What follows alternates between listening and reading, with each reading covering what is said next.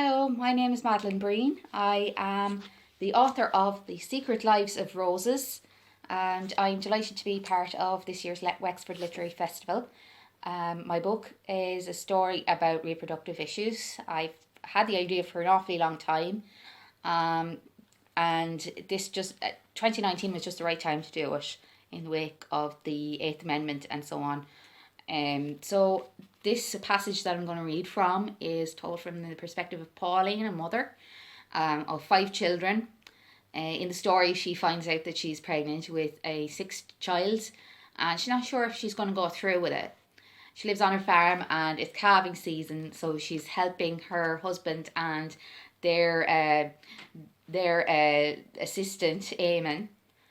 He helps out on the farm, and she's helping them to give help with the calving. The heifer lowed in distress and pain, turning her head to me. Her eyes were wide, the whites visible. I continued to massage her, while soothing her like I would my kids when they were teething toddlers. It was as much for me as it was for the cow. John called for Eamon to help take the rope.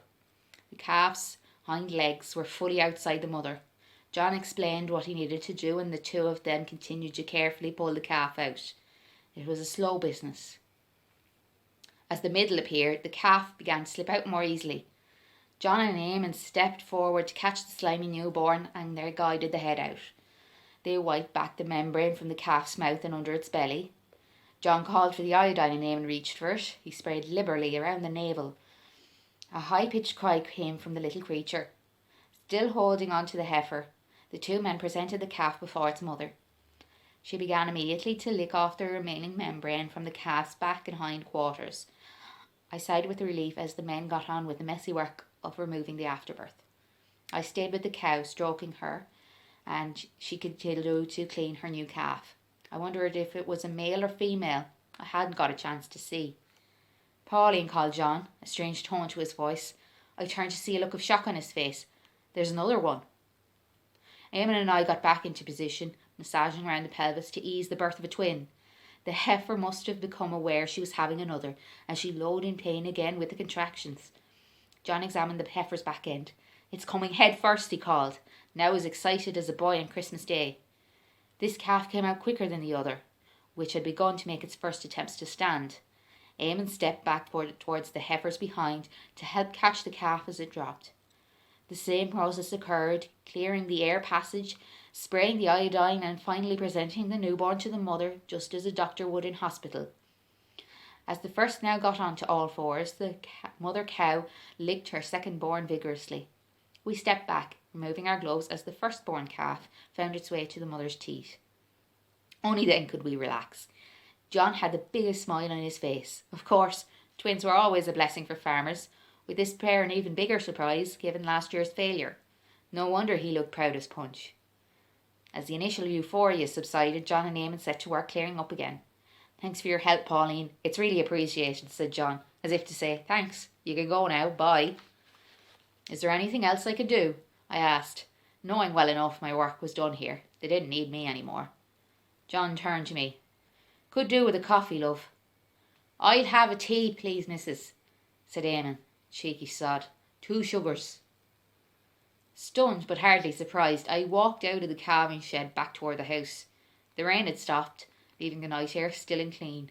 I stayed a moment, letting the darkness cool me after the heat of the calving shed. By then it was probably stupid o'clock in the morning. I listened to the night sound. An owl screeched. Cattle shifted and lowed in the barn. Far in the distance, a boy racer revved his car down a country lane. Coffee and tea with 2 sugars, I thought, as I continued back to the house. Weary and happy for the cow, but disappointed in my husband yet again. I knew the drill. It wasn't my first rodeo. So there you have it. I hope you enjoyed that, and you can find the book in Delaney's Newsagents here in Enniscorthy, and in Red Books in Wexford, and online, and for ebook as well. Thank you. Hi, my name is Jack Byrne, and I'm here to do a reading from my new book, Under the Bridge, published by Northodox Press in February of 2021. Now I'm going to read the first chapter for you. Chapter 1, Michael. The bone poked out of the mud and into Michael's life. Whoa, stop. Michael, the site caretaker, waved his hands above his head and shouted over the grinding diesel engine. The digger emptied its load on a growing mound of damp earth, a strip of blue tarpaulin hanging from its scoop. The bone disappeared, reburied immediately, but Michael knew he had seen it and started digging through the soil, his fingernails becoming clogged and his hands cold as he dug deeper. What's up? The driver killed the engine and climbed down from the cab. I saw a bone. Michael's determined to find it now. The drizzle came in waves, sweeping in from the Mersey and across the building site, leaving dewdrops on everything it touched. The foreman shouted, "Why you stop?" "Paddy here reckons he saw something," said the JCB driver. "Michael, what you see? Why you stopping job?" Istvan turned to the driver. "Get back on machine." Michael's fingers dug through the congealing mud to reveal a hard brown shape. "Here it is. Fucking dog bone. Get back to work." Michael ignored him and pulled the earth aside to reveal a long shaft. "This is no dog bone. This is a man's." He looked round as other workers gathered. "Check the trench to see what else we got down there," he said. "Who you think you are, CSI? You're a caretaker. Get back in shed." The driver joined Michael. He grabbed a shovel and jumped down into the shallow trench. "Here, this is where it come from." He scraped away the soil as a growing band of workers watched. Istvan was losing control of the situation. Flashes of blue appeared in the ground, and the driver bent and tugged at the plastic sheeting. Another worker joined them, and they began to prise free the plastic, pulling and tearing it. "Careful there." Istvan leaned forward, now as intent as everyone else. The site was quiet as work stopped, and people gathered around. There was something there, wrapped in plastic sheeting. "That's enough. Back to work, everyone," Istvan ordered in vain. "Go on, lads," Michael urged. He wanted to see what was there. If it was human. Christ, this was Raglan Street. He knew this street. This is where the builder's yard was back in the day. The two men in the trench climbed out. Leaning back in, they wiped away the loose soil and got a grip of the tarpaulin from each side and heaved. There was a ripping sound, and both men fell backwards as a cloud of soil exploded into the air, a mud-covered skull in its midst. "Bingo," shouted Michael. Okay, so I hope you enjoyed it. That was the first chapter of Under the Bridge, a story of emigration and identity. It follows the lives of emigres from Wicklow and Tipperary to Liverpool after the Second World War. The book is available through normal places, through Amazon, through your bookshop, local bookshop, if you ask them to order it from northodox.co.uk, and in Waterstones in the UK and Barnes & Noble in America. Okay, so there we go. Under the Bridge. I hope to see you in person at some point in the future. Best wishes. Have a good festival. Hi, my name is Caroline Busher. I'm an Irish Times best-selling author, and my books include The Ghosts of Magnificent Children, The Girl Who Ate the Stars, and Votes for Women, the Irish women's suffrage movement. Now, I was absolutely honoured and delighted when Wexford Literary Festival approached me and asked me to say a few words to you about what the festival means to me. Now, I have to say with my hand on heart that Wexford Literary Festival means so much to me. When I first wanted to become a published author, I used to go along to Wexford Literary Festival events, and I'd meet other writers and I'd talk to them about what it was like to be a published author, and that was my real dream. And then one year when I went along, I was lucky enough to meet my agent, and that is really when my dream started to come true. And I ended up getting my book deal and getting published, so I have a lot to thank Wexford Literary Festival for. And I loved it so much that I ended up working on the committee as well. So I'd like to take this opportunity to wish everybody involved with Wexford Literary Festival this year the very best of luck with it. It's going to be another amazing year, I just know it. And I hope to come along online to some of the events myself and to see and cheer you on and see what's happening, because there's always a brilliant programme. So I'd like to wish you all the very best of luck, and anyone that's going along, I'm sure you will have so much fun. Now, I thought that it might be nice to tell you all a little story, because let's face it, we all love a good old yarn. And I used to love it when I was younger, and I'd listen to stories growing up, and I'd like to share a very, very special story with you today. So the story I'm going to tell you is about an old couple called Shamie and Katie. Now, Shamie and Katie were a lovely old couple, and they lived just outside the town of Enniscorthy. Some of you may have heard of it before. Now, Shamie and Katie used to work really hard on their farm. They had a little goat, they had a cow, and they had hens.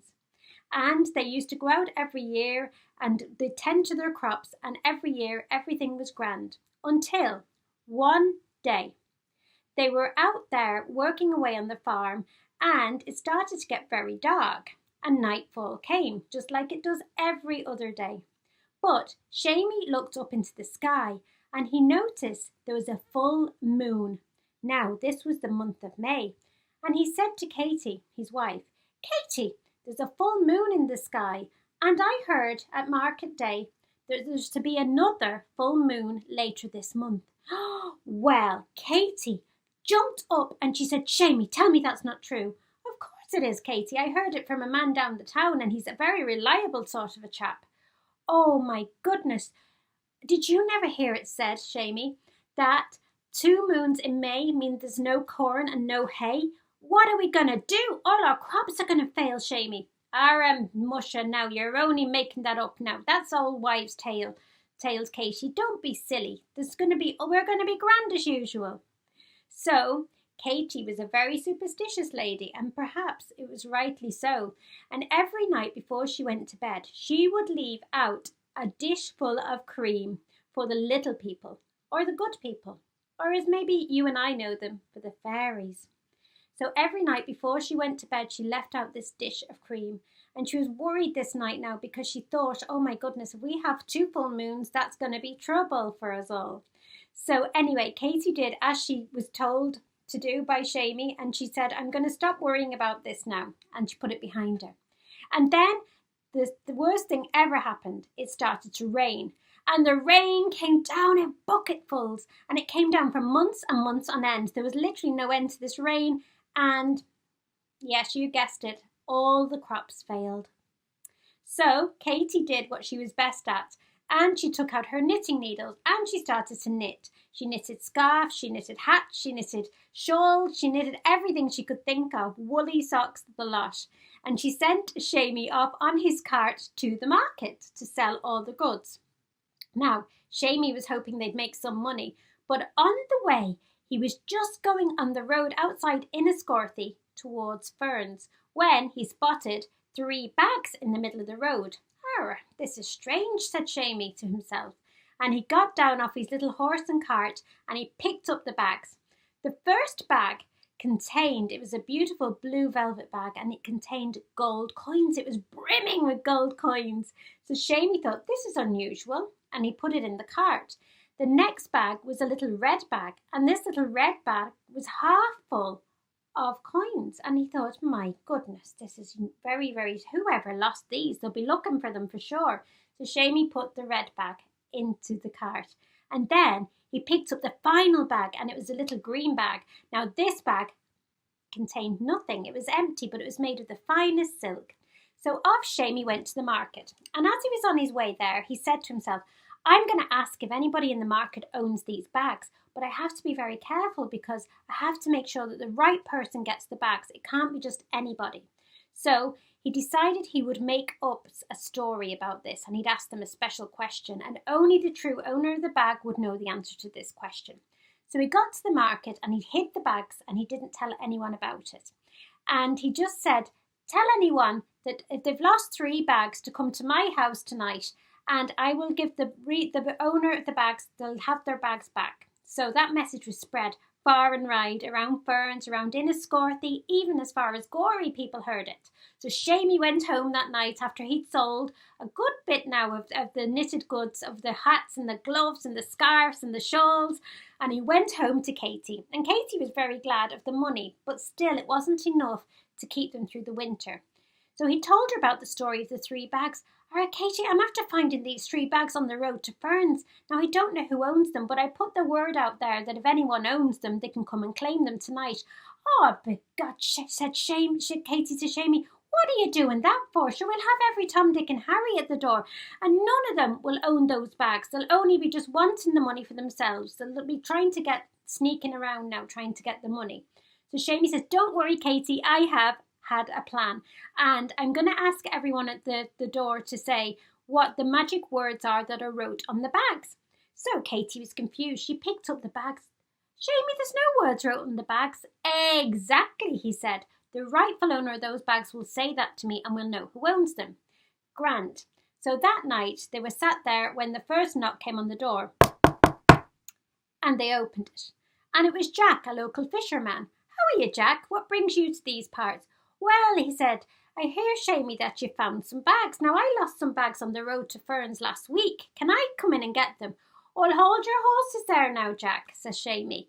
There are some magic words on those bags. Do you know what they are? So Jack scratched his head. Does the words on the bags, are those words fishing for gold? I'm sorry, they're not your bags, says Shamey. I'll be seeing you now. And he shut the door. Now, Jack wasn't gone 5 minutes down the road when another knock came on the door. And it was an old woman called Mary, and Mary had a shawl over her head. And she said, excuse me, Shamey, I hear you have my 3 bags. I lost them when I was going to Mass last week. So Shamey says, hold on, Mary. What's the magic words on the bags? So Mary didn't expect this question, and she said, God be with you. No, I'm sorry, Mary, they're not the words on the bags. See you now, says Shamey, and he shut the door. So Katie was smiling to herself. She said, you're a clever man, Shamey, very clever. When another knock came on the door. This time, Shamey opened the door, and there was the strangest little fella you ever did see, with a little yellow hat on his head. And Shamey looked at Katie. Katie looked at Shamey. They'd never seen this man before. He was a tiny little man, and they said, can I help you, sir? Well, he said, I'm looking for my bags. I lost them on the road. So Shamey turns around and he says to the little man, OK, you can have the bags if you tell me what's wrote on them. So the man looked at Shamey and he says, there's nothing wrote on my bags. Oh, that's great, says Shamey. Come on in, have a cup of tea. And he gave the man back the 3 bags. And the man said, I'm ever so grateful to you. So they got talking, and Shamey explains to this little man in the yellow hat that they were not doing very well because all the crops had died in the bad weather. So this little man said, right, Shamey and Katie, tomorrow I want you to leave the house and don't come back until the moon is high in the sky. So they thought this was a strange request. But anyway, they did what the man said. That night they went to bed, they left out the cream for the little people, and off they went the next morning bright and early. And anyway, the little man with the yellow hat arrived at their house just after they'd left. And as he waited there, the landlord came along on his big grand horse, and he stopped right in front of Katie and Shamey's house. Can I help you? Says the man with the little yellow hat. Well, the landlord said, I've come for my rent, and if I don't get it today, I will be turfing Shamey and Katie out of their house, and they'll never survive the winter. Hold on, says the little yellow man in the yellow hat, and he picked up the first bag, brimming with gold, the blue bag, and he handed it to the landlord. That should be enough to see Katie and Shamey through. That should be their rent for a whole year. So the landlord said, it actually is. It's more. It's actually probably enough rent for 5 years. Thank you so much. And off he trotted on his horse. So the little man in the yellow hat was sat there when another 5 minutes passed, and the priest came by. And he said, "Hello, I'm just wondering if there's any offerings for me. Katie and Shamey normally give me some offerings." And the man in the little yellow hat says, "Yes, Father, here we go." And he handed him another little bag. And in this bag, this was the bag that was half full with money. It was a little red bag. And off the priest went.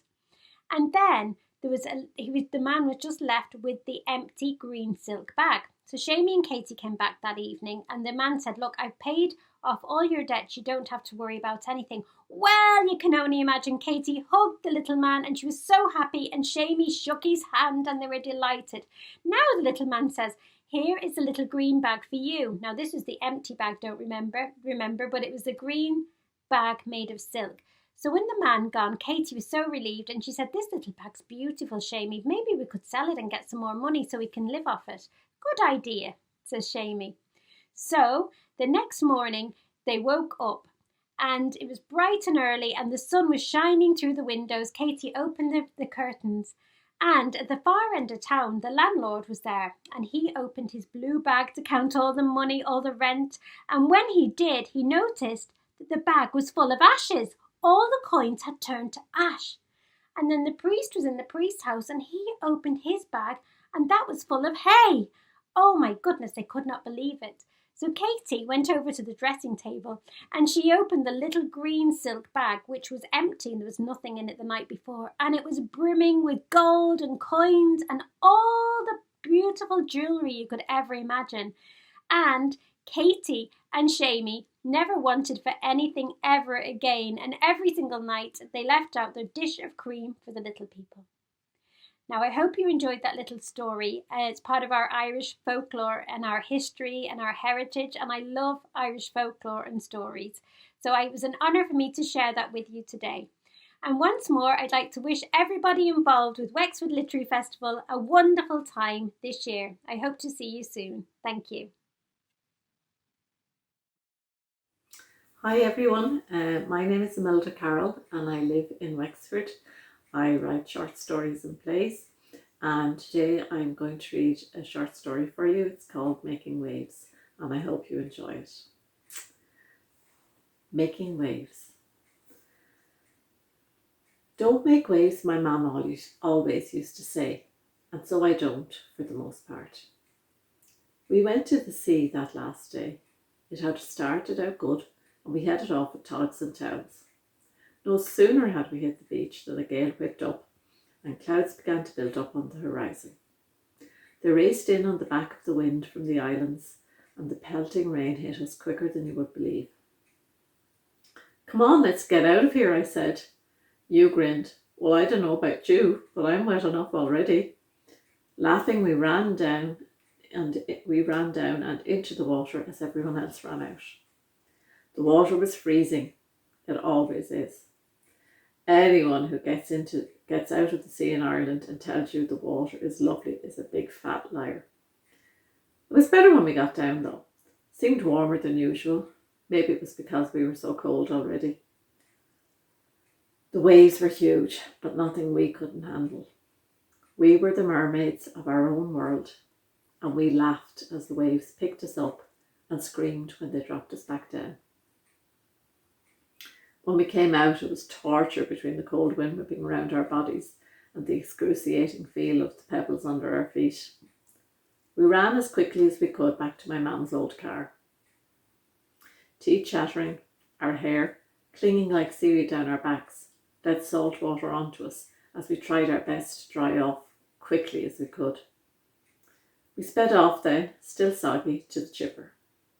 The radio was blaring, and we grabbed 2 piping hot teas while we waited in the car for the best fish and chips I've ever tasted.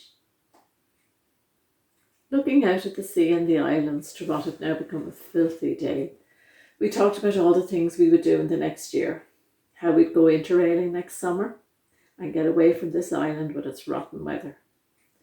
You were off to college the next day, but bowing to family pressure to study law. You didn't really want to, but it was what was expected. I had daydreamed my way through school in a sort of a haze, and still not having a clue to what I really wanted to do with my life, staying on in my summer job at Carty's supermarket. Looking further into the future, we promised each other we'd go somewhere warmer, somewhere more cosmopolitan, somewhere where we could be ourselves. I'll be a human rights lawyer, you said, and you can write. Yes, I'd almost forgotten. Even then I did have a vague idea that I would like to write. And you were the only one who knew that. We'll go to London. No, New York, you continued. I spoke excitedly. And you'll have no one dictating to you anymore, and we can be whatever we want to be, and we'll live happily ever after, we chimed together. That was the last good day.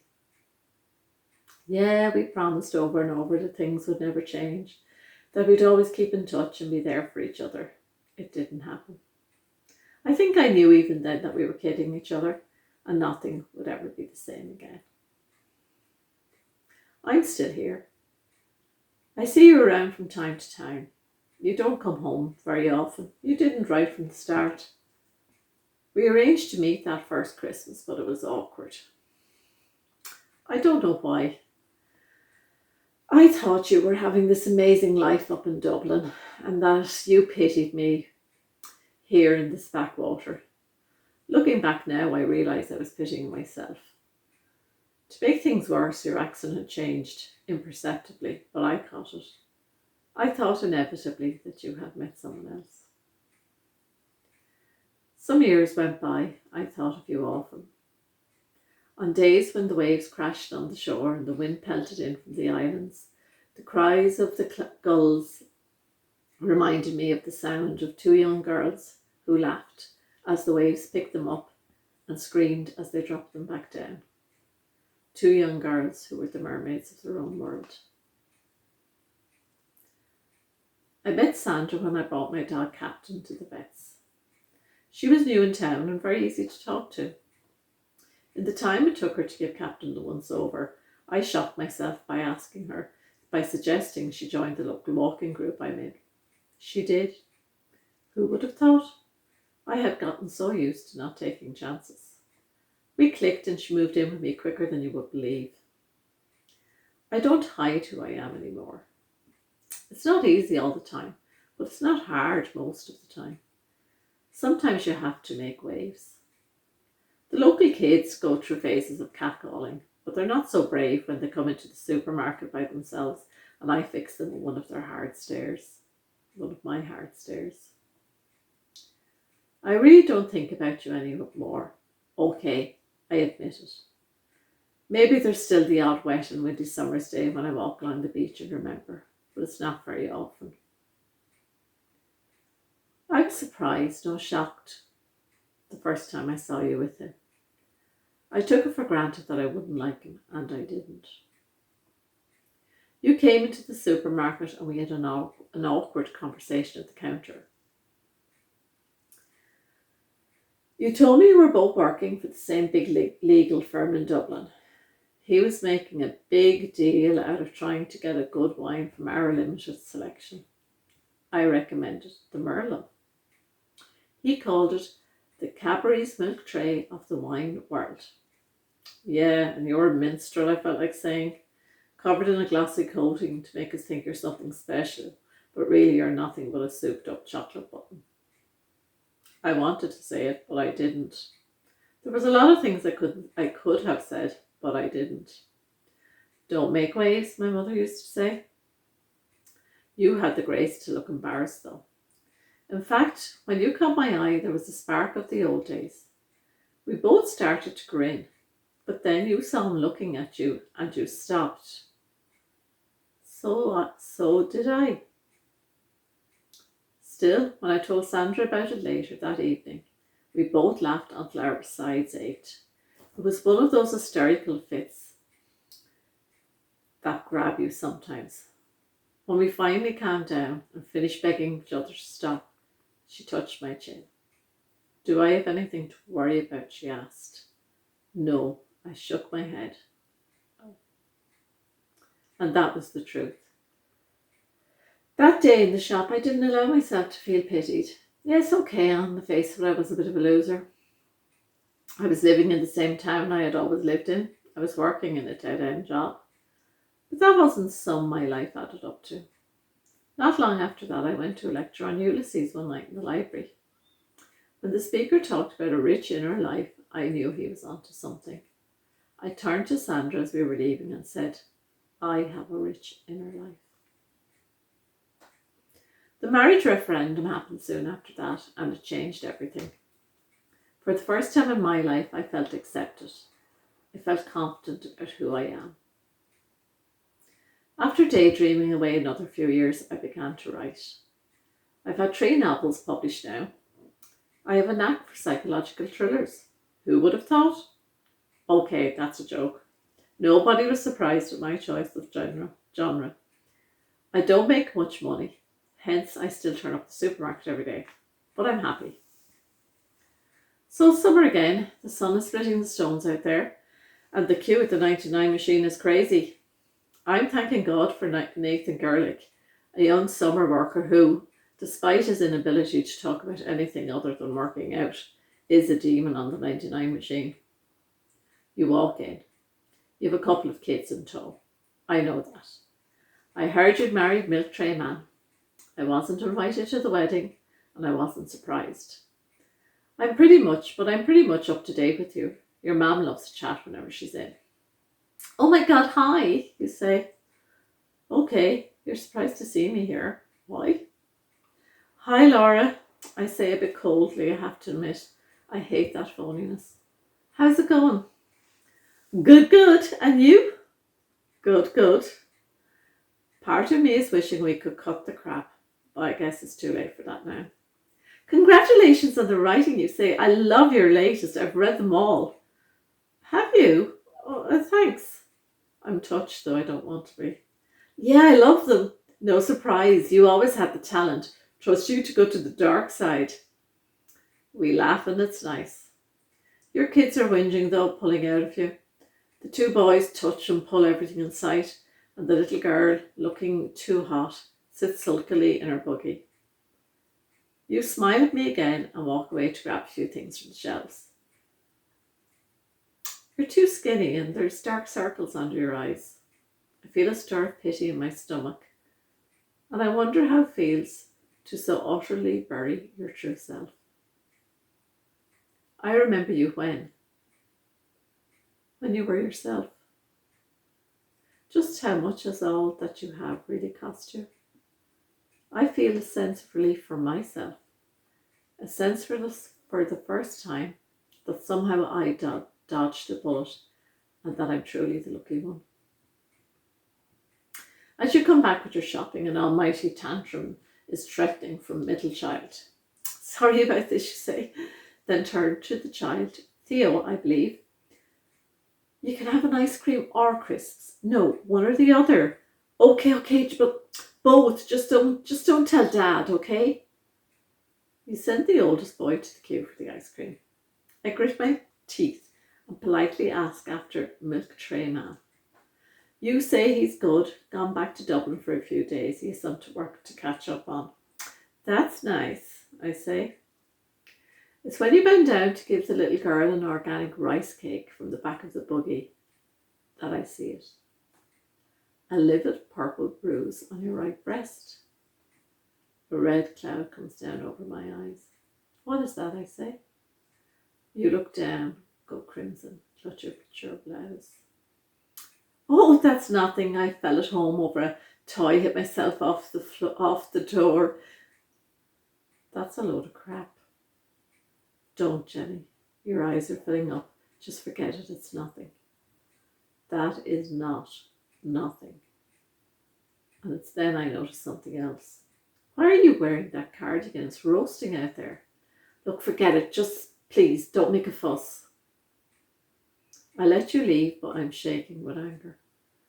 I ring Sandra. She rationally says that I have no proof that Milk Tray Man was responsible. We discuss the ins and outs, go round in circles. Even if you do, you can't do anything unless Laura is willing to, she concludes. I know she's right, I know. But I have to do something. I go down onto the beach and scan the family groups. I eventually spot you and the kids. Hi, Laura. You look up at me. Your eyes fill and you stifle a sob. I sit down beside you and take your hand. Today the sea is shiny blue and smooth as glass. But sometimes you just have to make waves. Hello, my name is Sheila Forsey and I'm a writer of historical fiction. My latest novel, The Lake House of Lenashee, was inspired by the hauntingly beautiful Johnstown Castle and Gardens in my home county of County Wexford. Recently I revisited this absolutely beautiful place, Johnstown Castle, to remind myself of why and how it inspired this book. Thank you to Wexford Literary Festival for this opportunity.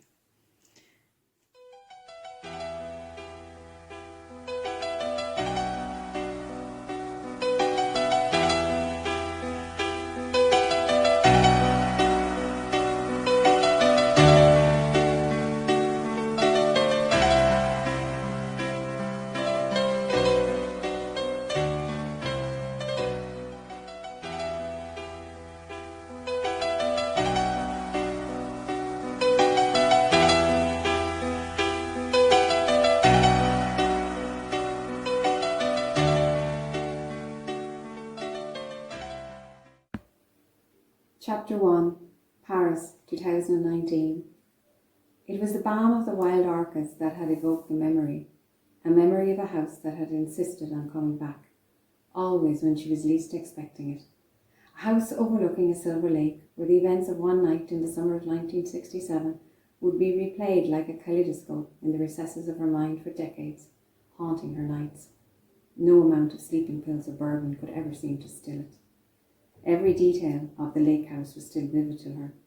The gable lodge at the entrance of the long tree-lined avenue to the house, and the shimmering light that shone down the grand staircase through the stained glass dome.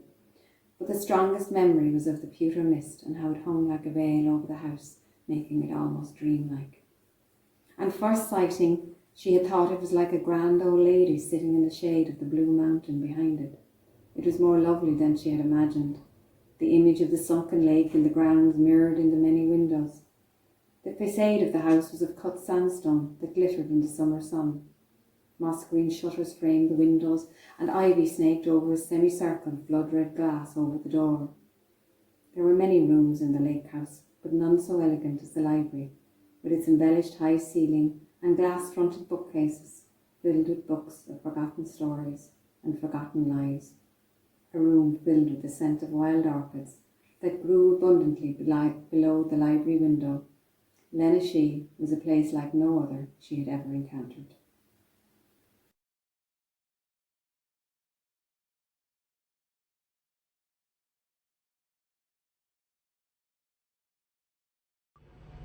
Hi everyone, it's Carmel Harrington here and I'm in stunning Kilmore Quay.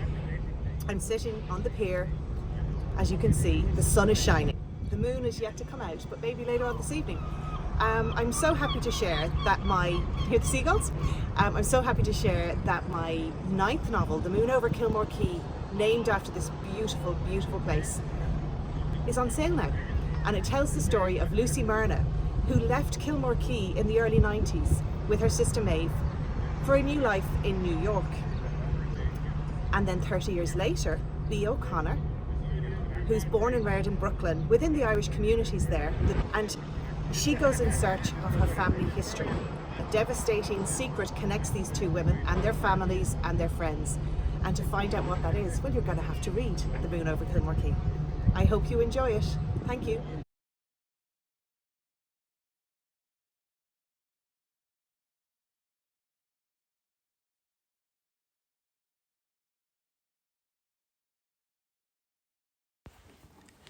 We'd said our goodbyes the night before at the party our parents threw for us in Nelly's. All the neighbours came, they booked a band, and Dad gave a free round of drinks to the house. Michelle asked the band to play Don't Go in our honour.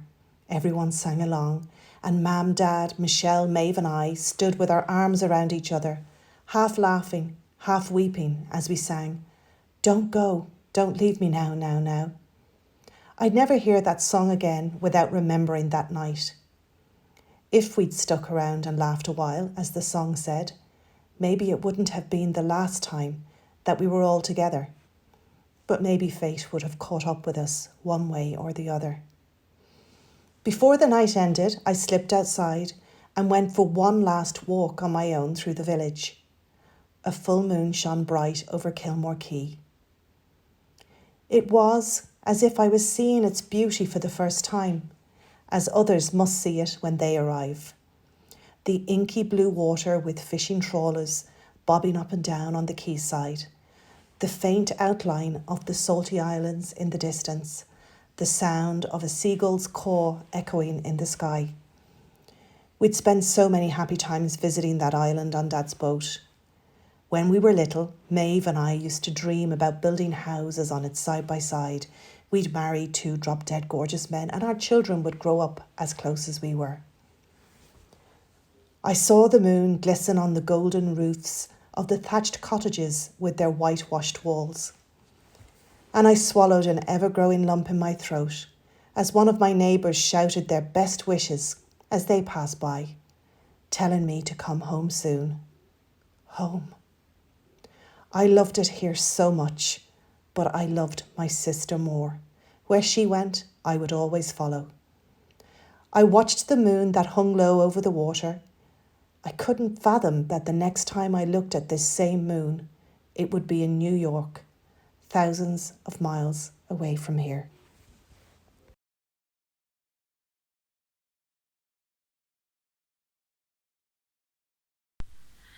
Hello, I'm Felicity Hayes McCoy. This is my London flat and I wish I were in Ireland, but I can't be. So I just want to say thank you to the Wexford Literary Festival for asking me to read you some of this, my new novel, The Year of Lost and Found. And here we go. The first entry had been composed on an emigrant boat to Liverpool, and the round childish handwriting wandered between the ruled lines as if Maggie had sat braced against the rolling of the waves. July 20th, 1920. I never thought that I'd have to leave Finfarron. I suppose I won't be the first or the last who's had to go this way. And I'm worried about Mam, even though I know the neighbours will mind her. Mrs. Donovan will anyway. She's always been good to us, though these days you wouldn't be sure of anyone. When there's a price on a neighbour's head, people do be sorely tempted. And every family on the peninsula with someone out in the hills is all the time frightened of informers. All we can do is pray Liam will be safe. Liam was my grandfather, thought Anna. Dad's father, who died before I was born. In 1920, Liam couldn't have been more than 19, and Maggie was younger than he was, years younger than Jazz is now. Jazz was still pursuing her point. It's exactly the sort of thing you're looking for, Mum, isn't it? That extract would be brilliant. From a marketing point of view, it's pure gold. From a marketing point of view. Don't look at me as if I'm crass. I'm a marketing manager.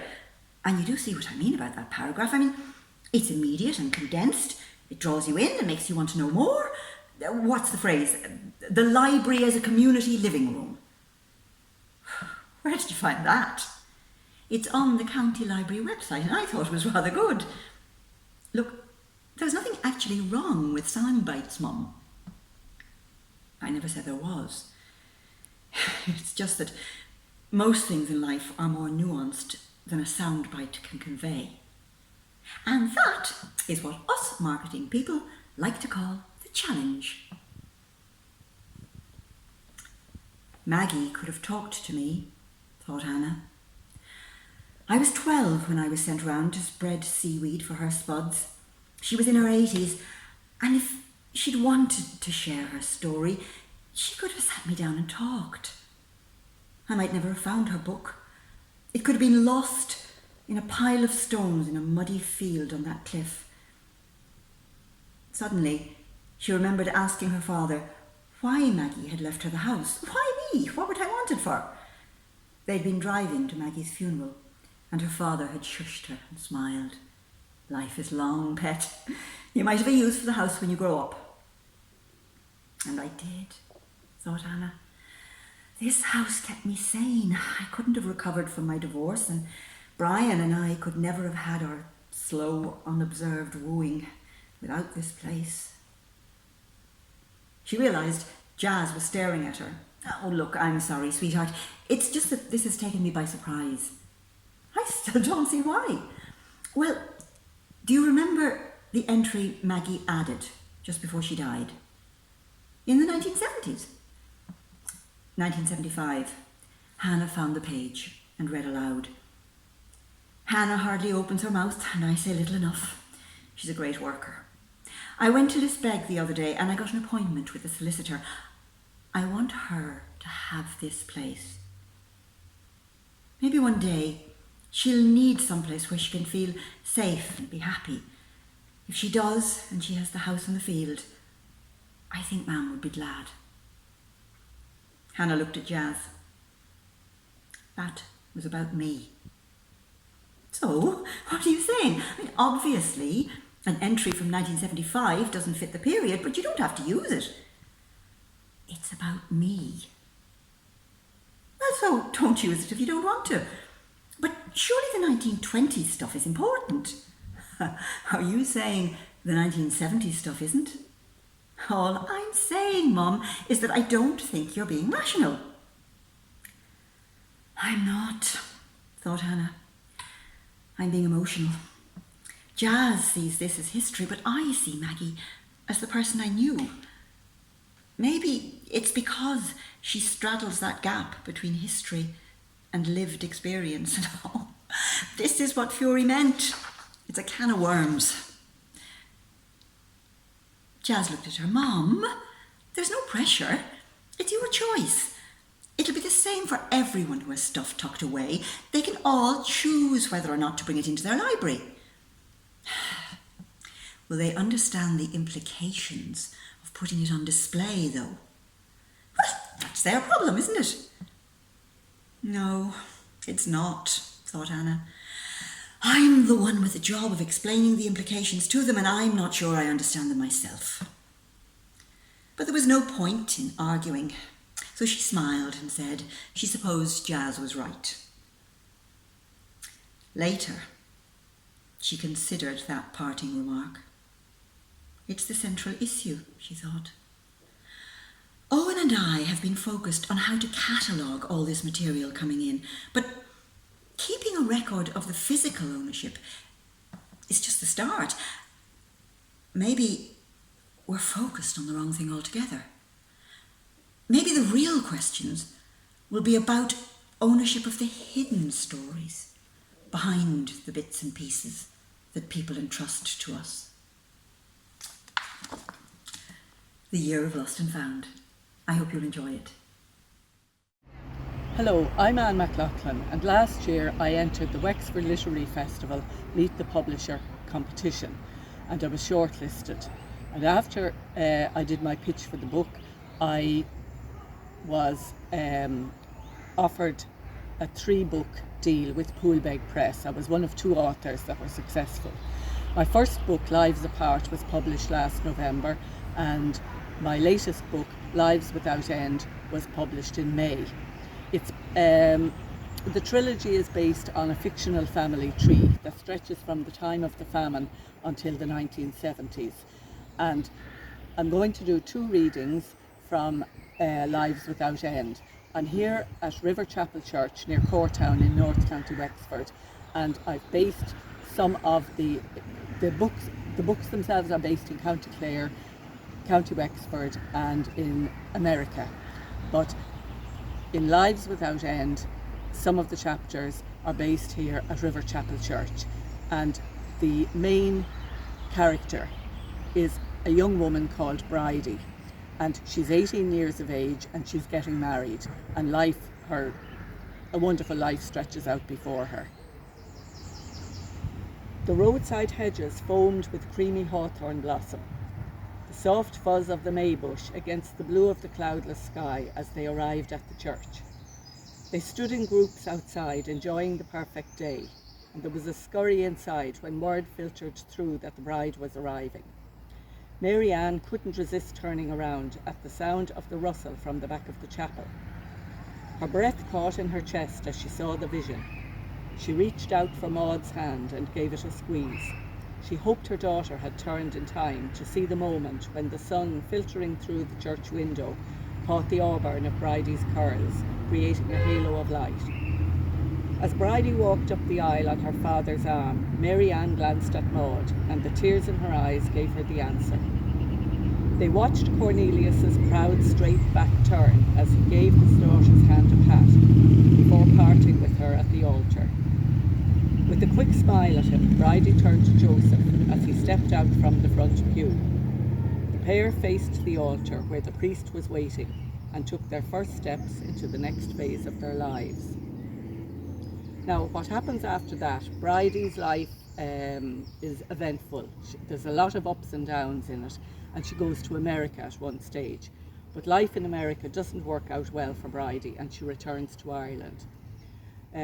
She settles back here, and then when she's approaching 40 years of age, she marries a second time, but it's totally different. So the second passage I will read from, she's arriving again at River Chapel Church. The rays of the Indian summer were balmy on her back as she walked up the pathway towards the church and entered the dim chapel porch. In the body of the church, the slanting sun filtered through the stained glass, creating a jewel pattern on the plain terracotta tiles leading to the altar. She stood for a moment with her father in the cool, waiting for the priest to signal the organist to strike the opening chords of the wedding music. A veil of sadness at the memory of the white froth of her wedding to Joseph passed across her vision like a dream of long ago. That first wedding with the delicate gauzy veil, when a big wide future so full of excitement had stretched out ahead of them on a sea of innocence. Today she settled for a half-dozen creamy rosebuds studded in her hair. The bubbles of youth had burst, but there was something more solid in what lay before her now, as Bridie began the walk up the aisle on Cornelius's arm for the second time. She could see it when MJ's grey head turned and his dependable face beamed light on her as she slowed her pace in time to the music.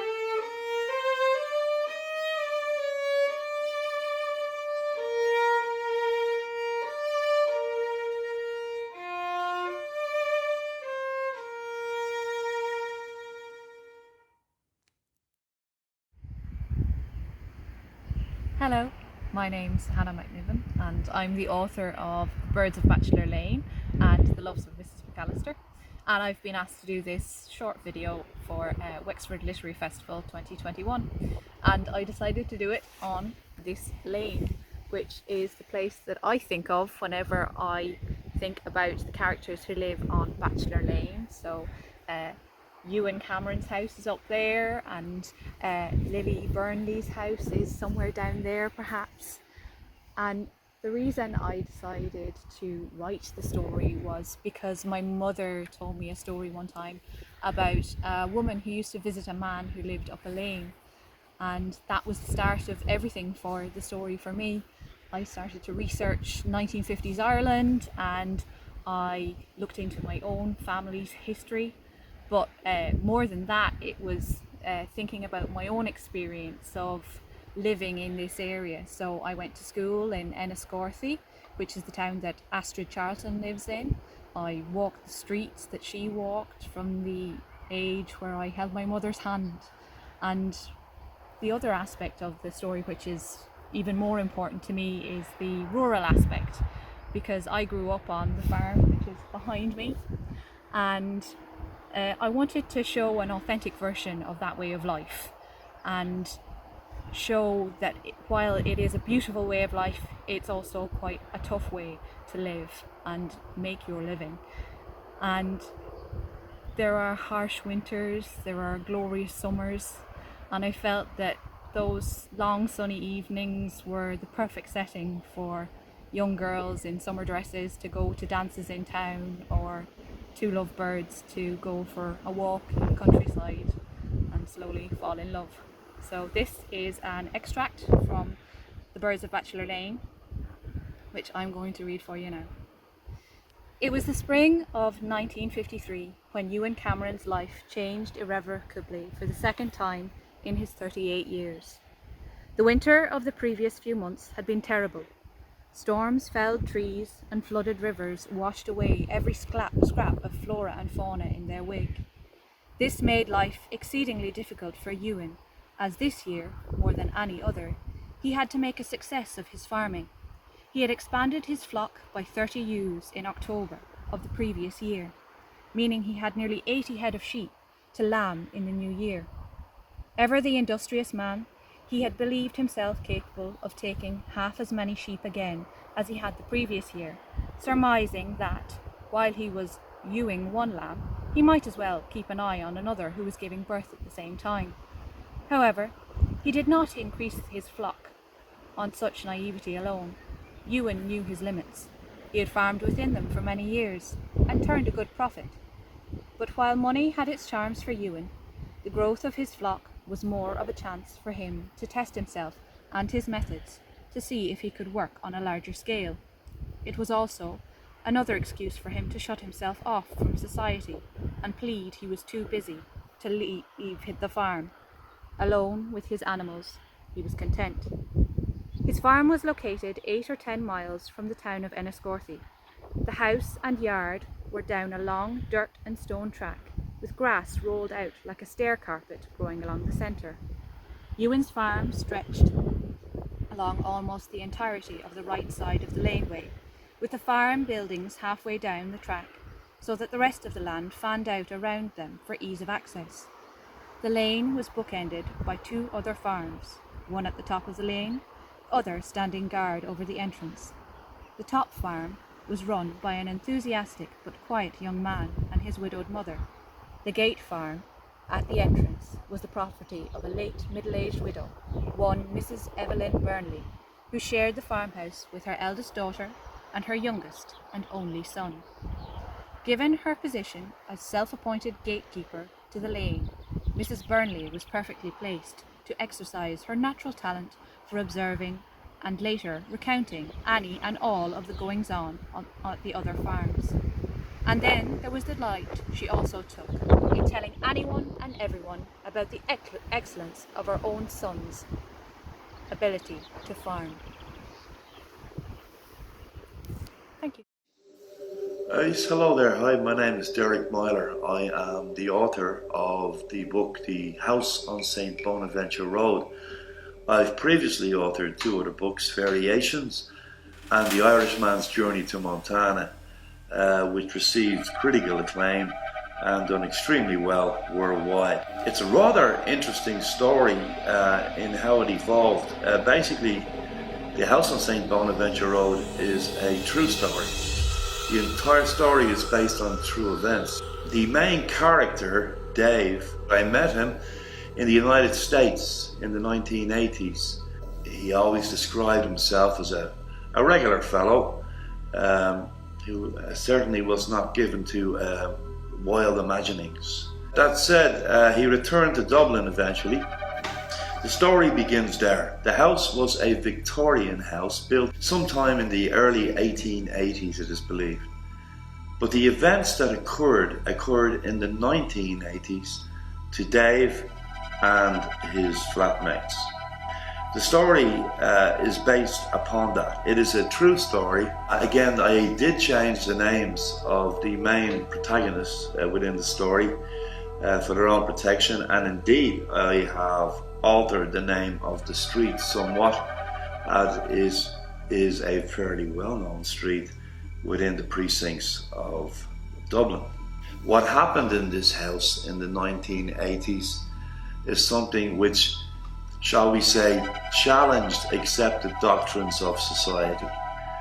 This was something that was enormous. It terrified the occupants, but their response to it is where the story is enhanced. Their response to it was truly remarkable. And the story has never been told. And I think now is the time to release this story to the world in this day and age where people are open, more so than in the past, and in that context, more objective than subjective. The house in St Bonaventure Road is currently available in Easons in Enniscorthy, County Wexford, and indeed in all Easons throughout Ireland. Hi, Derval Murphy here. I want to tell you about my debut novel, The Art Collector's Daughter. It's a psychological thriller set between Wexford and Paris during the Second World War and the present day. It's the story of Sylvie Vasseur, sent to stay with the Courtney family by her father, a Jewish art collector. 20 years later, Sylvie is found drowned mysteriously on Carnarvon Beach, which is just here behind me, and her father's valuable art collection is missing.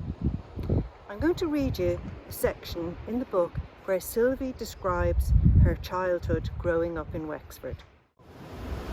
When Nicholas told her he was selling the bungalow to fund some new project he was working on, she was surprised at how disappointed she was that they could no longer go there, but she could hardly complain. She thought back to summer Sundays as a child, when after Mass they would all pile into Uncle Daniel's black Austin, Aunt Nora in the front and the boys and her in the back, and they would drive down to the Hook Lighthouse. While Uncle Daniel and Aunt Nora read the newspapers and smoked woodbines in the car, she and the boys would be let out to run across the fissured limestone outcrop that formed the headland below the lighthouse and jutted out into the wild Irish Sea. It was a confluence of currents. Uncle Daniel told them the coming together of the three sisters, the Suir, the Nore and the Barrow, three rivers that poured into Waterford Harbour and joined forces to flow together out into the ocean. The wildness of the waters echoed in the currents in the air above, and people standing on the rocks had been known to be blown out to sea by the sheer force of the wind. And sometimes in the winter, when the wind blew across the tops of the waves, inward over the land, a coffee-coloured froth would fill the road like a wayward cloud had fallen to earth. She remembered the pleasure they had as a child, kicking the knee-high foam and licking its salty residue as it smeared their faces and soaked through their woolen gloves so that they couldn't feel their fingers as their hands became bone cold. Even thinking about the place lifted her mood. Its austerity bewitched her, the way the land, sea and sky could coalesce into one another. Then at other times they would separate into individual elements with 1,000 variations of scene, like an old-fashioned kaleidoscope.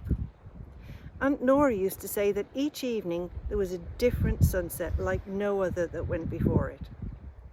Her eyes glanced over at the silver-framed photograph Peter had given her last year for Christmas that she felt obliged to display. It was of Nicholas, Peter and herself as children on the beach in Duncannon. They all wore shorts and hand-me-down Fair Isle jumpers. Their hair was chopped short and unevenly in one of Aunt Nora's legendary bowl haircuts, and there were buckets and spades at their feet. Each of the boys had a hand on her shoulder, Peter's blonde head taller than her, and Nicholas's dark one taller again. Her head was tilted slightly towards her older cousin. Her expression was unsmiling. Peter's innocent and Nicholas's mischievous. She pressed the tips of her fingers onto closed eyelids to block out the image. But it was still there in her mind. She hadn't intended to have an affair with Nicholas, but she simply found him too hard to resist. Thank you. Hi, I'm Maria Nolan. a founding member of the Wexford Literary Arts Festival, now in its 8th year, and a photographer and feature writer with the Enniscorthy Slaney News. In March this year, I self-published my debut novel, The Shadow of the Hill, set here in my beautiful hometown of Enniscorthy, in the shadow of the hill. It tells the story of the MacDonald family, Thomas and Mary MacDonald, and their 13 children, as they journey through the pages of history in the Boer War, the Great War, the Wexford Lockout, and the 1916 Rising. It's a novel and historical fiction. The people are real and imagined, and the events are real and imagined, but all of the historical facts are researched and, to the very best of my knowledge, true and accurate. Driven not by starvation and poverty, but rather love, loss, jealousy, bigotry, and the begrudgery of a small town, coupled with their desire for adventure and achievement, 10 of the MacDonald children of Court Street will leave Enniscorthy to become nurses, teachers, soldiers, and a lot more on foreign shores. But the hill that they were born under casts a long shadow, connecting them forever to family, kin, town and country, as their Enniscorthy roots act as a constant reminder of who they are and what they came from. The 29th of May 1898 dawned a cold, crisp day with not a sign of summer on it, but the inclement weather couldn't come close to dampening the spirit of those arriving in Enniscorthy and gathering in staggering numbers at the fair green for the commemoration procession to begin. The MacDonald household was a flurry of excitement as Mary and Elizabeth assisted Thomas and William to dress, while 14-year-old Agnes took on the task of looking after the little ones, who were moving and wriggling and squirming like a bag of maggots in utter anticipation of the great day. Mary stood back admiring her men, William, young and fearless, in the white shirt, black waistcoat, black trousers and green sash of the pikemen, and Thomas, handsome and heroic, in full United Irishman attire, beige breeches, ruffled shirt, tapestried waistcoat, green tailcoat, black boots and wide-brimmed hat, with a peacock feather flying defiantly from it. "A grand pair of smashers ye are, surely," she said, her heart brimming over and spilling out in a tear that she wiped quickly from her cheek. Mary realised full well the wave of republicanism bubbling just beneath the surface in Wexford once again, and she feared for herself and her young family when the pot would come to the boil. But today she couldn't help the surge of pride and passion she felt deep down inside her for her people and her place. As his children gathered at the front door, piling out onto Court Street to wave goodbye to himself and William before they headed for the assembly point on the fair green, Thomas couldn't help thinking of all those families and all those men who set off with high hopes that day 100 years before. And he crossed himself in the memory of them and thanked them solemnly and silently for their sacrifice. "I want you to behave yourselves today and be good children for your mother," he told them. "Don't leave her side and don't get lost. There will be thousands of people in town today like you've never seen before. But most of all, I want you to enjoy and remember this day forever, because you will never see it again." And with that, a father and son headed off like many a father and son before them, with pride in their hearts, passion in their guts, and glory on their minds. When the order rang out on the fair green, Piki Arara, the hairs stood on the back of Thomas MacDonald's neck.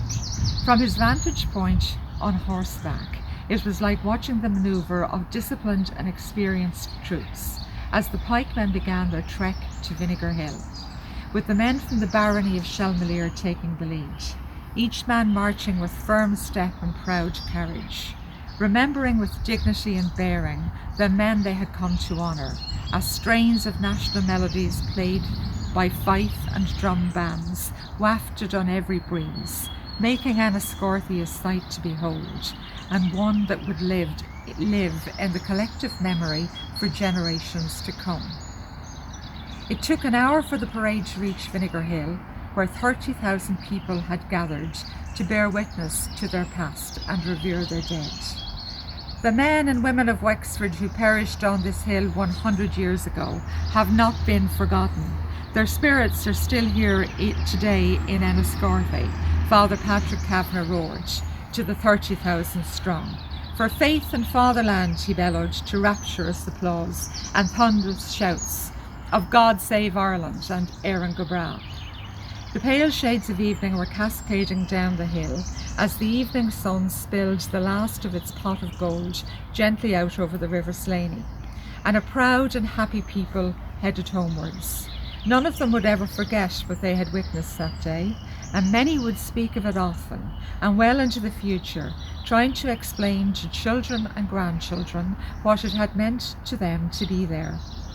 Is it silly, Dad, to say that I felt the presence of the ghosts of the Battle of Vinegar Hill today? William asked his father later that evening. I could nearly feel the men of 1798 marching alongside me as we went through the town. It's not one bit silly, William. The people of 1798 were with us every step of the way today, Thomas said. After the Battle of Vinegar Hill, they were left to rot into the hillside because their families were too afraid to claim them. And who could blame them? For they were in danger of being hanged themselves if they did. But today, William, today, their descendants claimed them with pride 100 years later and honoured them with a dignity that they have long been without. Remember this day forever, Thomas told his eldest son. It's part of who we are. The blood and bone of our ancestors flowed into our river and seeped into our soil. It's what we eat and drink here in Enniscorthy, and it will never let us forget. Thank you. I'm Mabel Wallace, author of Heart of Cruelty, a novel set in Victorian Birmingham. Last year, Wally O'Neill, owner of the amazing independent bookshop Red Books in Wexford Town, the hub of a thriving creative community, got me to enter my novel for the Wexford Literary Festival's Meet the Publisher competition, which landed me a 3-book contract with Paul Begg. I'm in the grounds of where I work as a paediatrician, Wexford General Hospital. This is the disused hospital building, once the Wexford Workhouse. When I worked in England, likewise, there were former workhouses in use as hospital wards or offices, or else derelict in the grounds, Gothic institutional buildings where poor people had suffered and died. Their dark histories haunt my novel. In Heart of Cruelty, Jane Verity, a workhouse inmate, becomes Coroner Doughty's servant, and he falls in love with her. She's witnessed abuse by the workhouse chaplain, Reverend Glyde, a prominent Anglican who's also the coroner's brother-in-law. But Glyde is protected by the system and the victims' voices are ignored. In this scene, Jane has accused Glyde, but is being punished by Civitar, the workhouse master, and is saved by Coroner Doughty, who's there to hold an inquest on one of Glyde's victims. I was overwhelmed by fear and by the grotesqueness of the scene, the hideous walls of the workhouse yard, the stench of the bones, the blood filling my palm. Civitar's next blow sent me crumpling forward so that I lay curling my arms over my throbbing head, my face to the slimy cobbles, one eye open to the red rivulet of blood that trickled between them. As I heard his cane whistle again through the air, there came another shout from across the workhouse yard. Civitar stopped. "Coroner Doughty, sir. Good morning, sir," he called out, and to Clara and I he muttered that we should get back to work. I could not move. "Mr. Civitar." A cold, clear voice came closer to where I lay. "Mr. Civitar." "Good morning to you, sir. Dr. Doughty, sir. A fine morning too." Then I saw darkness and heard nothing. After a time I smelt a gentleman's cologne and found I was lying on my side. My head ached as something pressed it down against the cobblestones. My first sight of Doughty was of his wrist emerging from a white shirt cuff, of his black coat sleeve and the corner of his handkerchief. He was kneeling beside me on the filthy cobbles of the workhouse yard, applying pressure to my wound. As he lifted the handkerchief, I raised my eyes to his, wide open, dark, intent on mine. Thank you for listening.